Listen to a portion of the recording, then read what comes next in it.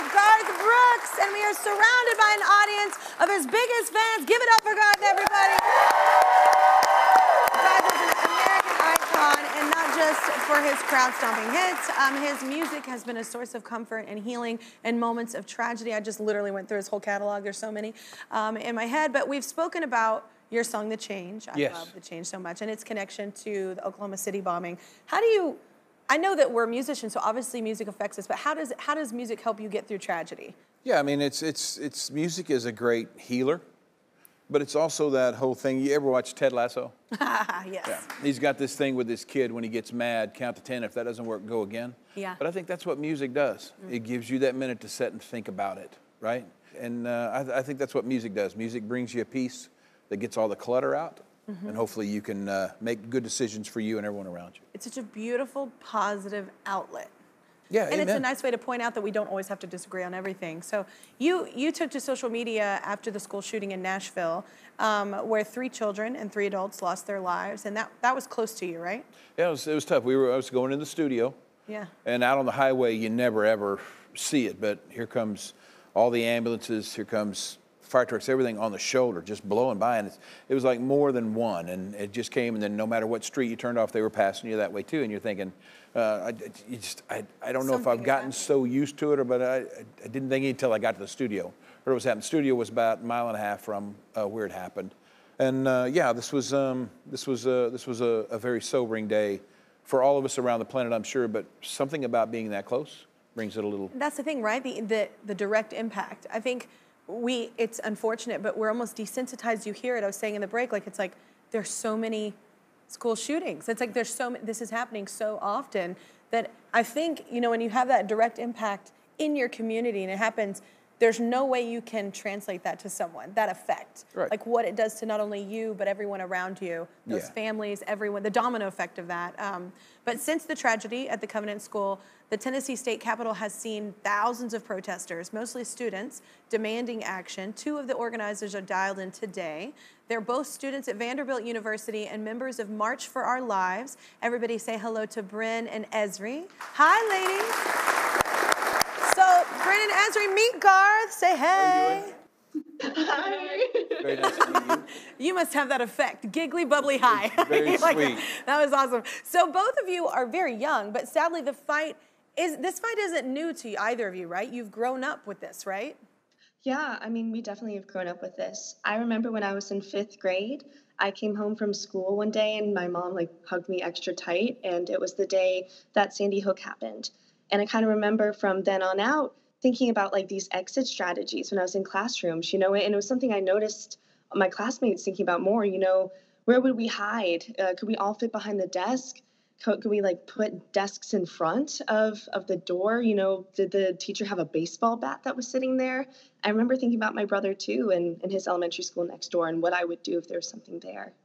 Yeah, the lockdown generation is very much what we've grown up in, and we know that gun violence is the leading cause of death for young people, which means that none of us really escape from this impact, and almost every single one of our peers has a story just like Bryn's. I know I do, and for me, I've actually been involved in March for Our Lives for 5 years when it started out in response to the Parkland shooting, where I organized a walkout at my middle school, where I was only 13 years old, and so I've very much grown up in this movement, and along with hundreds of other kids as young as elementary school age children all the way up into university age, which is exactly who we're organizing with now.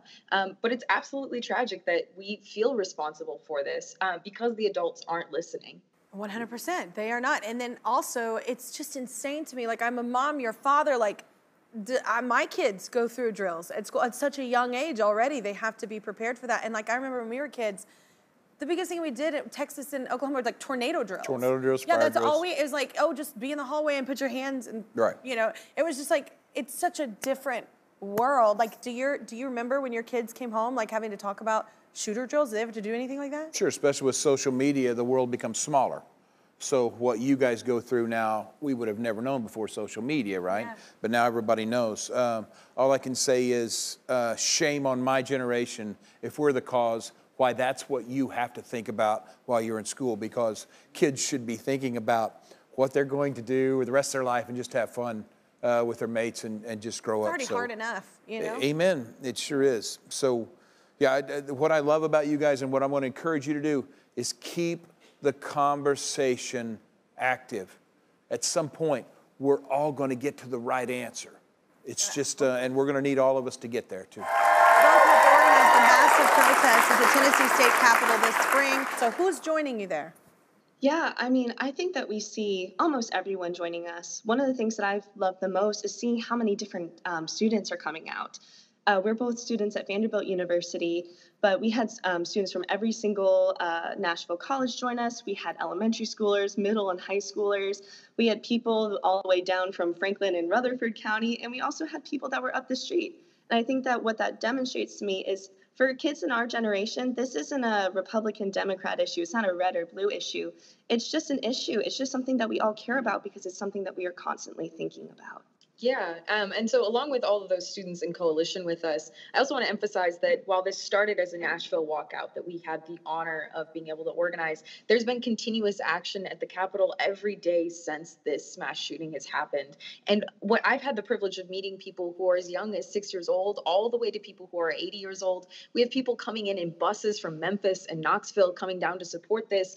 This is such a broad coalition, and it's bigger than just a student movement, even though students are the ones who are leading this. We have a huge support from the community, which is absolutely imperative. And we also have huge support from organizations that are building coalition in a way that the state hasn't seen in decades, because this is an issue that impacts every single person in the community. I mean, like you were talking about, yes, students are fearful for their lives and we're losing our peers, but parents and families are fearful for their students and losing their children. And we also have this resounding impact in the community that this gun violence touches every single one of us. And what this past couple of weeks have shown us is that every single one of us is fed up and every single one of us is ready to stand together in action. Totally not going to cry. I don't know how you can't. You're right in the middle of it with your babies. Yeah, like, it's just it's such an obvious thing. It's such a logical fix, like, you know, and he is right. You keep speaking, everybody keeps talking about it. This is how real change happens. So thank you so much for doing that. So Nashville is the country music capital, and musicians are playing their part. And how are they doing? They do benefits? Is this what's happening? Yeah, actually bigger than benefits. We've had musicians at every single rally and every single protest joining us, standing behind us. We've had Nashville Musicians for Change, which is an absolutely incredible organization who's come out, and they've really honored like the tradition of Nashville. Like you said, it is Music City. And so they've come out and they've encouraged the crowd. And like you were talking about earlier, we acknowledge that music is a very healing space. And so there's a lot of pain in Nashville right now. There's a lot of pain in Tennessee. But this beautiful moment of community that's come out of it is really exemplified in music. And so there's been a lot of honoring of the folk tradition of having the crowd sing and join in with the singers. We've had a lot of country artists come out and join us. I mean, we had Emmylou Harris and Margot Price and Sam Bush, and all of these artists who are turning out in force for us and showing up every single day, and taking time out of their days to make sure that they're engaging and connecting with the crowd in a really powerful way. And it's made a noticeable difference. We've also had gospel singers. I mean, the tradition of music in the South and in Nashville is so deep and rich, and it's very apparent at these protests because these protests is the whole community. Absolutely. Sweet, very smart. You girls at this young age, I'm 4 times your age. I'm telling you right now, I don't have the courage. I don't have the whatever it takes, from the fear of everything. What you're doing, I can't tell you is great enough. And I don't feel like you're trying to change the world.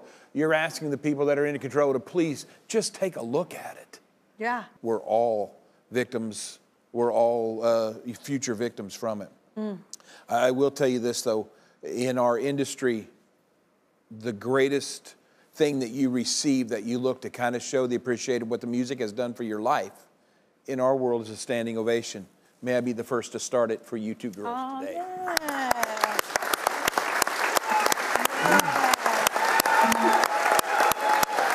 Keep fighting. Keep talking. Keep the discussion alive. Oh my gosh.